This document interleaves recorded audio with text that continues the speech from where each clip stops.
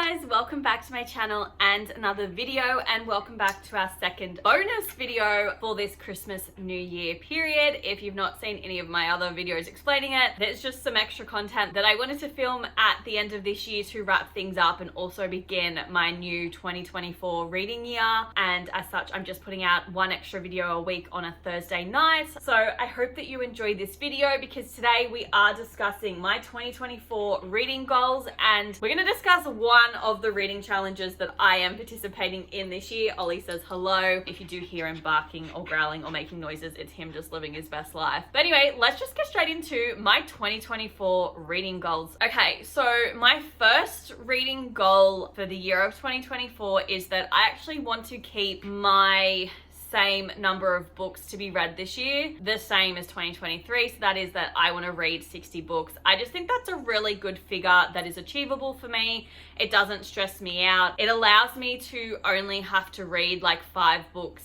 a month in order to meet it, and if I want to read more than that, then woo, lucky me, go me. I am also going to be participating in the Read 24 books in 2024 challenge. I did the Read 23 books in 2023 challenge this year and I loved it, so I want to continue it again in 2024 like I did at the start of this year. I am going to be filming a video for you guys advising of the 24 books that I do want to read in 2024, so keep an eye out for that. It's probably going to come mid to late January if you're looking out for that video. And then the third goal that I have set for myself in 2024 is I have given myself a list of book series that I want to start and finish this year. So I have a number of books on my shelves that I have the entire series of, but I have just not started them. So my priority this year is to read as many of my book series that I have on my shelves as possible. I also will be having a video coming out on this as well with the books that I'm putting in this challenge for myself. That one will probably come out after the 24 books I want to read in 2024, so that will probably be late January, but keep an eye out for that one if you're interested in seeing it. So my next goal is the amount of days that I want to read a week. So in 2023 I set a goal for myself which was read 3 times a week, and I loved doing this for myself. I felt that that worked better than setting a number of pages I wanted to read a day and stuff like that. I just found that saying to myself I want to read 3 days a week worked really well, so I decided to up this for this year, because I found that I was most of the time reading way more than 3 days a week if I was loving the books I was reading. I want to read 4 days a week in 2024,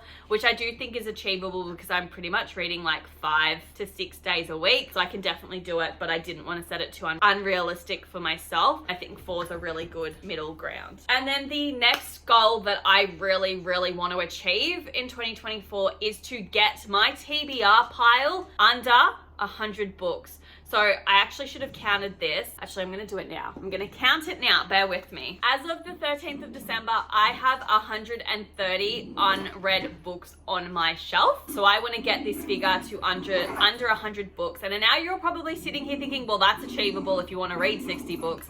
The problem is that I buy more than I read. I read like 75 books this year, but I only got it down to 130 from 150-ish.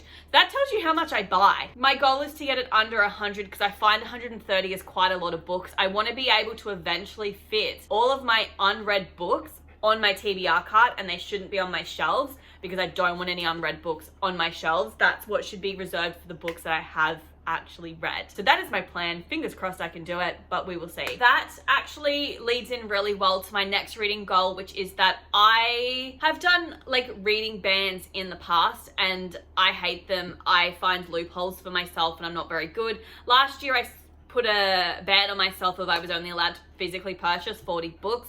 However, I gave myself the loophole of gift cards don't count, or if someone has given me money for my birthday or Christmas, also doesn't count. I also then decided that the special edition books that I had purchased also didn't count. Let me tell you, I haven't reached the 40 books yet, but I am well over the 40 books. So this year, I am limiting myself to only buying 3 new books a month, which is actually a lot now that I think about it, but for someone that is addicted to buying books, it hurts my soul to say it. So like 3 times 12, if I'm doing my math right, yeah, it's 36. So I'm only going to allow myself to buy 36 new books, which means if I do do that, I am going to well and truly get below 100 books. I'm probably going to do a thing with, if I get my TBR under 100 books, I'm going to let myself start buying more books. So I need somebody to hold me accountable. I'm putting this on the internet. Sasha, please hold me accountable. I am also going to say that if somebody gifts me a book for my birthday or Christmas, it does not count.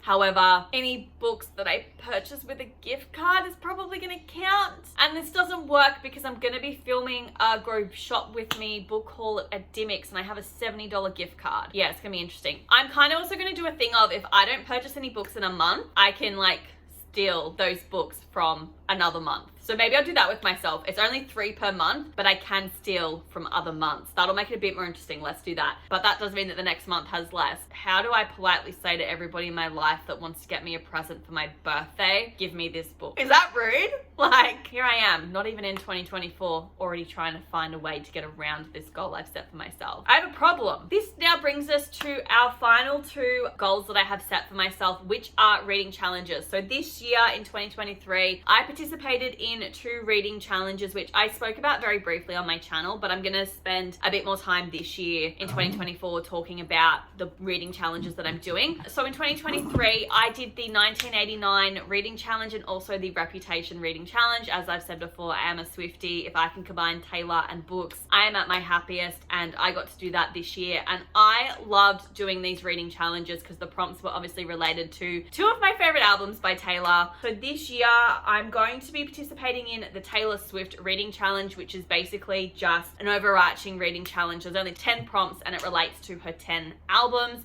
And then I am also going to be doing the Speak Now Taylor's Version reading challenge. In this video, I was going to run through the prompts for the Taylor Swift challenge and also the Speak Now Taylor's version, but I was writing out the prompts for the Speak Now one this morning and I forgot that there's 20 odd songs on that album, which means 20 odd prompts, which means this is going to be a long video and I don't want that to be the case. So I'm probably going to do the Speak Now Taylor's Version reading challenge explanation in a separate video. If you are interested in seeing that video, please let me know in the comments below or hit the like button. So they are the final 2 reading goals that I want to complete this year. I've got 8 reading goals for myself for 2024, which to me, very achievable. I currently have, I think, 8 goals for 2023. That's where we're at for 2024. Very achievable. So they're the goals that I want for this year. Now I'm going to very quickly discuss the 1 Taylor Swift reading challenge that I'm doing this year, and then we will wrap the video up. So like I was saying, the Taylor Swift challenge is just based off all of Taylor Swift's albums,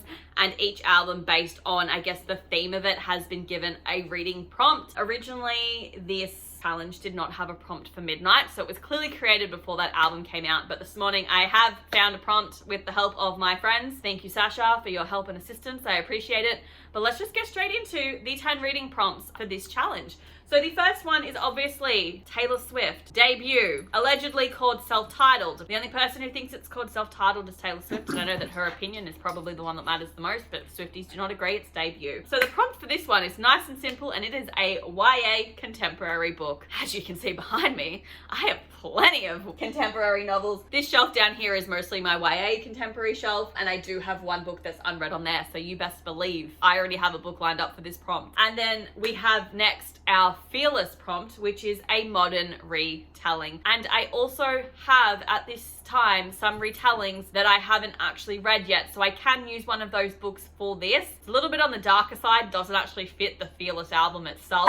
I know, buddy, it's atrocious. And then our 3rd album is Speak Now, and the prompt for this one is a romance with an illustrated cover. Literally, any romance book I pick up I can probably use for this prompt, so it's going to be nice and simple. Our 4th prompt is for the album Red, and this is a book that intimidates you. That is probably going to be a fantasy novel because contemporary novels do not intimidate me. I'm excited to see which one I pick because there's so many I could choose. Prompt number 5 is for my queen favorite album is 1989, which is a book set in New York City. I feel like that'll be easy because most books are set in New York, so I don't have anything lined up at this stage, but we'll find something. And then for prompt 6, which is Reputation, a book with a badass main character. Cannot wait for whatever book I pick for that prompt. I think it's going to be good. Then we go into prompt number 7 for Lover. This is the nice and simple one, and it is simply a book with a pink cover. I'm literally staring right now at my TBR cart, and down the bottom there are 3 books with pink covers, so I think I'm good. We then go into album number 8, which is Folklore, and this is a comfort book. I do wonder if that's also like leaning towards a reread. I don't want to do a reread. I try to keep them as non-existent as possible, just because, as I just admitted to you guys earlier in this video, I have 130 unread novels on my shelf. So should I be rereading novels? No.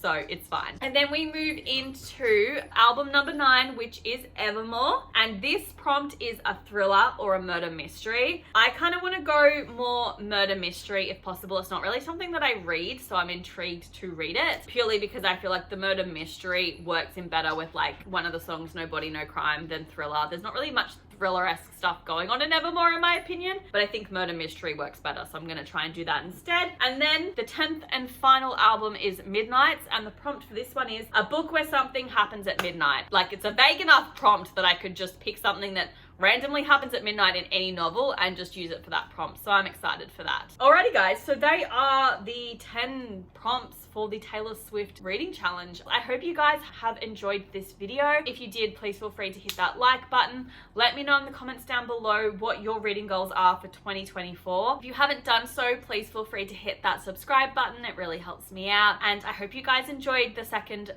bonus video, and I will see you on Monday for, I'm pretty confident, it's the January TBR, the first TBR of 2024. How exciting. No idea what books I'm gonna pick, but I'm excited to say we're gonna start the year off with a better reading year than we did in 2023. That is the goal. But anyway, I hope you guys enjoy the last couple of days in 2023, and I hope that you have a wonderful New Year's Eve and a beautiful start to your 2024, and I will see you guys on Monday. Bye!